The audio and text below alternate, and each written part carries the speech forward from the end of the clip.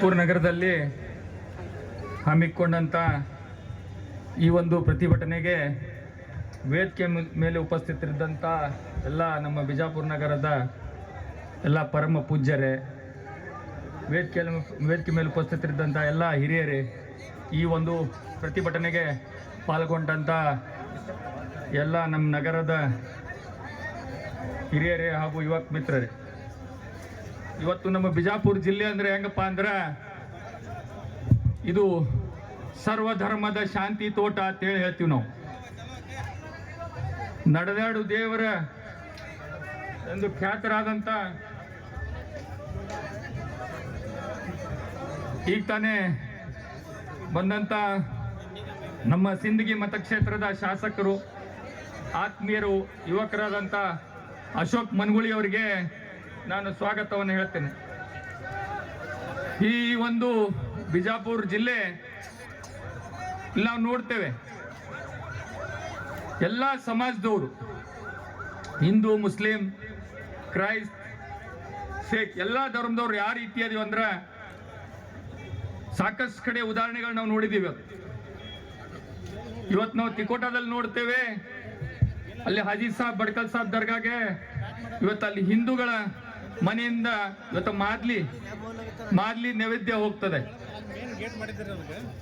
ಇಲ್ಲಿ ಅಮೋಘ್ ಸಿದ್ದೇವ್ರಿಗೆ ನಮ್ಮ ಮೊನ್ನೆ ಹೋಗಿದ್ದೆ, ನೋಡ್ತಾ ಇದ್ದೆ, ಅಲ್ಲಿ ಅರ್ಕೇರಿ ಗ್ರಾಮದ ಮುಸ್ಲಿಂ ಸಮಾಜದವ್ರು, ಅಲ್ಲಿ ಪೀರ್ ಪಟೇಲ್ ಅಂತ ಹೇಳಿ ಆ ಗ್ರಾಮದವ್ರು, ಅವರೆಲ್ಲ ಅವ್ರ ಮನೆತನದವರು, ಮೊದಲಿಂದ ಅವ್ರ ತಂದೆಯವರು, ಅವ್ರ ಅಜ್ಜರಿಂದ ಕೂಡ ಅಮೋಘ್ ಸಿದ್ಧ ದೇವರಿಗೆ ನಡ್ಕೊಂತಾರೆ. ಇಲ್ಲಿ ನಾವು ನಮ್ಮ ಸಂಗಮನಾಥ್ ಉಪ್ಪಲ್ದಿನಿಯಲ್ಲಿ ನೋಡ್ತೇವೆ, ಅಲ್ಲಿ ಎಲ್ಲ ಒಂದು ದೊಡ್ಡ ಜಾತ್ರೆ ಮಾಡ್ತಾರೆ. ಅಲ್ಲಿ ಹಿಂದೂ ಮುಸ್ಲಿಂ ಸಮಾಜದವ್ರು ಎಲ್ಲ ಸೇರಿ ಇವತ್ತದ್ದು ಜಾತ್ರೆಯನ್ನು ಮಾಡ್ತಾರೆ. ಬಹಳಷ್ಟು ಕಡೆ ಇವತ್ತು ತಿಗಣಿ ಬಿದ್ರಿಯಲ್ಲಿ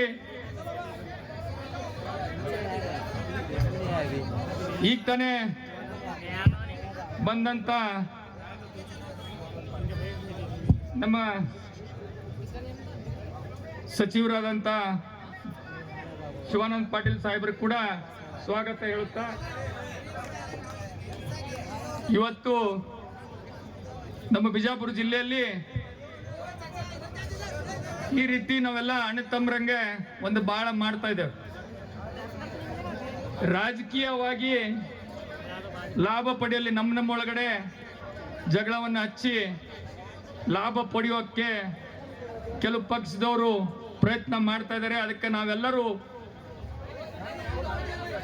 ಯಾರು ಕೂಡ ನಾವು ಅದನ್ನ ಒಪ್ಪುವುದಿಲ್ಲ ಮತ್ತು ಅದಕ್ಕೆ ಬಹಿಷ್ಕಾರ ಹಾಕ್ತೇವೆ ನಾವು.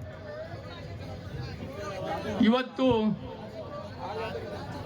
ಇನ್ನೊಂದು ಮಾತನ್ನು ಹೇಳ್ತೀವಿ ನಾವು, ಸಬ್ಕಾ ಮಾಲೀಕ್ ಏಕ ಐತೆ. ಇವತ್ತು ಎಲ್ಲ ದೇವರು ಒಂದೇ.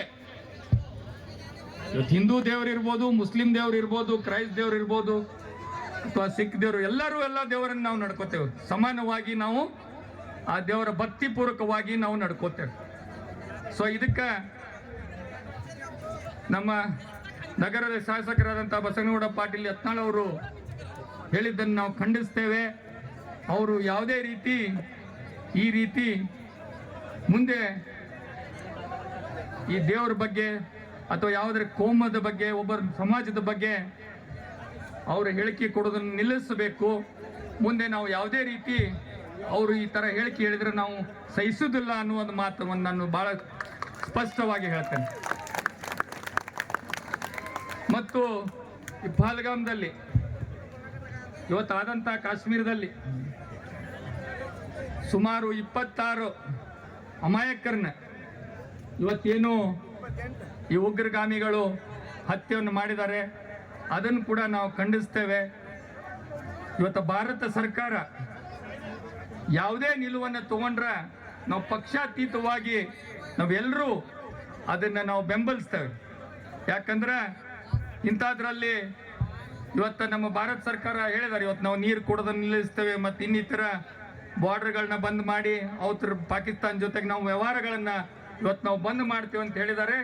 ಮುಂದೆ ಬರೋ ದಿನಮಾನಗಳಲ್ಲಿ ಇದಕ್ಕಿಂತ ಕಟ್ಟುನಿಟ್ಟುವಾಗಿ ಅವರು ಕ್ರಮವನ್ನು ಇವತ್ತು ಪಾಕಿಸ್ತಾನ ಇಂಥ ಒಂದು ಉಗ್ರಗಾಮಿಗಳು ಯಾರು ಈ ಏನು ಅಮಾಯಕರನ್ನ ಹತ್ಯೆಯನ್ನು ಮಾಡಿದ್ದಾರೆ ಅವ್ರ ವಿರುದ್ಧ ಕ್ರಮವನ್ನು ಜರುಗಿಸಲಿ ಅಂತ ಹೇಳಿ ನಾವೆಲ್ಲರೂ ಈಗಾಗಲೇ ನಮ್ಮ ತನ್ವೀರ್ ಪಿರಾಜ್ ಸಾಹೇಬರು ಒಂದು 2 ನಿಮಿಷ ನಾವು ಮೌನ ಕೂಡ ಆಚರಿಸಿದ್ವಿ. ಅವರು ಕೂಡ ಹೇಳಿದರು, ಸ್ಪಷ್ಟ ಮಾಡಿದರು, ನಾವು ಯಾವುದೇ ರೀತಿ ಇಂಥ ಘಟನೆಗಳನ್ನು ನಾವು ಸಹಿಸುವುದಿಲ್ಲ ಅಂತ ಹೇಳಿ. ಅಲ್ಲಿ ಅವತ್ತು ನಾವು ನೋಡಿದ್ದೀವಿ, ಇವತ್ತು ಒಬ್ಬ ಮುಸ್ಲಿಂ ಯುವಕ ಒಬ್ಬ ಮಗುವನ್ನ ಈ ಒಂದು ತನ್ನ ಹೆಗಲ ಮೇಲೆ ಹೊತ್ಕೊಂಡು ಸುಮಾರು ಎಷ್ಟೋ ಕಿಲೋಮೀಟರ್ ನಡ್ಕೊಂಡು ಬಂದು ಅವನ ಜೀವವನ್ನು ರಕ್ಷಣೆ ಮಾಡಿದ್ದಾನೆ. ಅದಷ್ಟೇ ಅಲ್ಲ, ಇನ್ನೊಬ್ರು ಇವತ್ತು ಒಂದು ಅವ್ರೇನು ಫೈರಿಂಗ್ ಮಾಡೋ ಹೊತ್ತಿನಲ್ಲಿ ಹೋಗಿ ಇನ್ನೊಬ್ಬ ಮುಸ್ಲಿಂ ಯುವಕ ಆ ಗನ್ನನ್ನು ಕಸ್ಕೊಳ್ಳೋಕ್ಕೆ ಪ್ರಯತ್ನ ಮಾಡಿ ಅವನು ಕೂಡ ಇವತ್ತು ತನ್ನ ಜೀವವನ್ನು, ತನ್ನ ಪ್ರಾಣವನ್ನು ಕಳ್ಕೊಂಡಿದ್ದಾನೆ, ಸೈಯದ್ ಹುಸೇನ್. ಅದರಲ್ಲಿ ಇವತ್ತು ನಾವು ಟಿವಿಯಲ್ಲಿ ನೋಡ್ತಾ ಇದೀವಿ, ಪಾಪ ಕಾಶ್ಮೀರದಲ್ಲಿ ಯಾವ ರೀತಿ ಅವ್ರು ಇದನ್ನ ವಿರೋಧವನ್ನು ಮಾಡ್ತಾ ಇದ್ದಾರೆ, ಯಾವ ರೀತಿ ಖಂಡನೆಯನ್ನು ಮಾಡ್ತಾ ಇದ್ದಾರೆ ಅಂತೇಳಿ. ಇದು ಒಂದು ಅತಿ ಹೀನಾಯವಾದ ಕೃತ್ಯ. ಮುಂದೆ ಬರು ದಿನಮಾನಗಳಲ್ಲಿ ಇಂಥ ಒಂದು ಕೃತ್ಯಗಳನ್ನು ನಡೆದಂಗೆ ನೀವು ಇವತ್ತು ನಮ್ಮ ಸರ್ಕಾರಕ್ಕೆ ಬೆಂಬಲಿಸುವುದು ನಿಮ್ಮ ಕರ್ತವ್ಯವಾಗಿದೆ. ಇನ್ನೂ ಮಾತಾಡೋರು ಬಹಳ ಜನ ಇದ್ದಾರೆ. ಈ ರೀತಿ ಘಟನೆ ಆಗದಂಗೆ ನಮ್ಮ ಕೇಂದ್ರ ಸರ್ಕಾರ ಏನು ಇವತ್ತು ನಿಲುವನ್ನು ತಗೋತದೆ, ಅದಕ್ಕೆ ನಾವೆಲ್ಲರೂ ಬದ್ಧರಾಗಿದ್ದೇವೆ, ಸರ್ಕಾರದ ಜೊತೆಗಿದ್ದೀವಿ ಅಂತ ಮತ್ತೊಮ್ಮೆ ಹೇಳುತ್ತಾ ನಾನೊಂದೆರಡು ಮಾತು ಮುಗಿಸ್ತೇನೆ. ಜೈ ಹಿಂದ್, ಜೈ ಕರ್ನಾಟಕ.